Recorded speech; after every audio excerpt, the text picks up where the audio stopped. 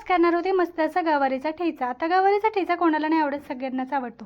गवारीची भाजी खाऊन जर कंटाळा आला असेल तर असा ठेचा करून पावा, खूप आवडीने खाल आणि घरचे सुद्धा आवडीने खातील। तर आता ठेचा करण्यासाठी मी ना थोडं तेलाचं प्रमाण जास्त घेतलं होतं, कारण ठेच्याला तेल जास्तच लागतं त्यासाठी। आणि मस्त अशा भाजून घेतल्या होत्या त्या शेंगा त्या तेलामध्ये। 25% भाजल्यानंतर आहे ना त्यामध्ये ना लसूण आणि मिरची मिक्स केली होती आणि ना पुन्हा एकदा मस्त अशा परतून घेतल्या होतं ते सगळं मिक्स करून बऱ्याच प्रमाणात।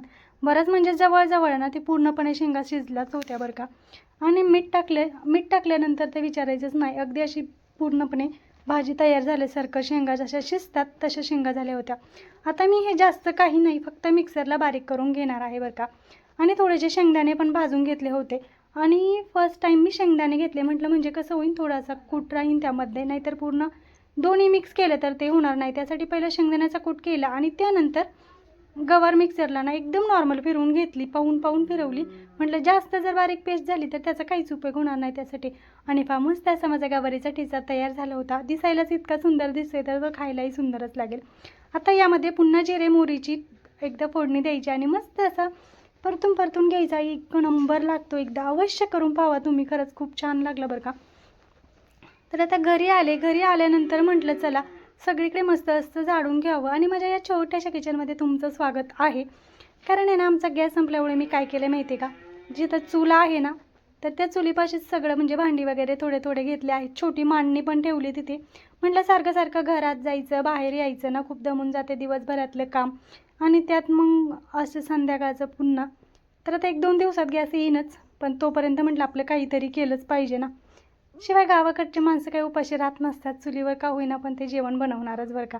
कारण आपल्याला पर्याय आहे त्यासाठी, बाकी जास्त काही नाही।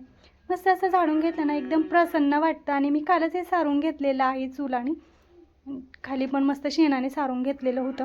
त्यानंतर ना माझं डोकं इतकं दुखत होतं ना की विचारता सोनी, आता कशाने दुखत होतं, उन्हाने की काय माहीत नाही बरं का।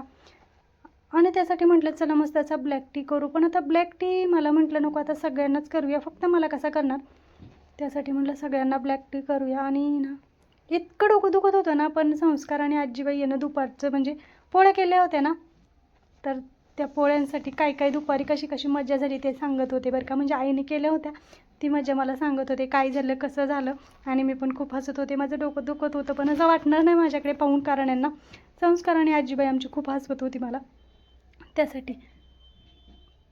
आणि त्यांना विचारत पण होते मी पुन्हा कारण मला हसूच आवडत नव्हतं बरं का। पण तरी माझं डोकं दुखत होतं, तिकडेही थोडंसं लक्ष होतंच, पण आता ते हसवत होते म्हटल्यानंतर चालूच असतं। तर कसं असतं माहिती आहे का, गावाकडील जीवन हे खरंच खूप वेगळं असतंय। म्हणजे गॅस टंचाईच्या काळामध्ये सुद्धा गावाकडे किंमत कळली, पुन्हा कोरोना काळातसुद्धा गावाकडची किंमत कळली, असं असतंय। शेतकऱ्याच्या घरी कधी कोणी उपाशी जाणार नाही आणि घरातल्यासुद्धा कधी कोणी उपाशी राहणार नाही, हे मात्र 100% बरं का। कारण कधी जा, शेतकऱ्याच्या घरामध्ये जास्त काही नाही तरी बेसन भाकरी हे 15 मिनिटात तयार असते। कधीही कोणी शेतकऱ्याच्या घरातून उपाशी जाणार नाही। चला व्हिडिओला लाईक करा, कमेंट करा।